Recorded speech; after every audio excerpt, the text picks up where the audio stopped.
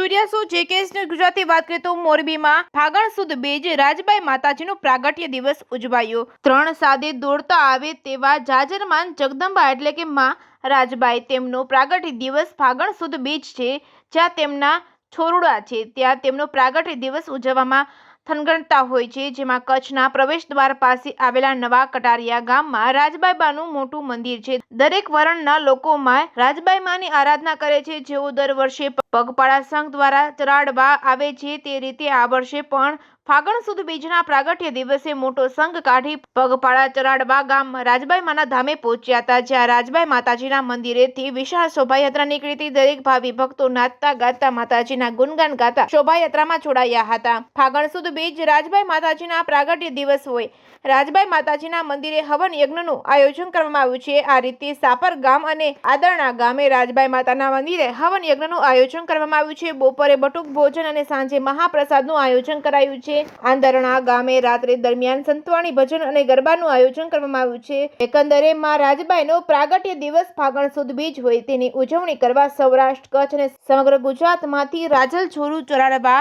આવી પહોંચ્યા હતા અને ઉત્સાહ જોવા મળ્યો છે। જેકેએસ ન્યૂઝ ગુજરાતી સાથે શ્રીકાંત પટેલ, મોરબી।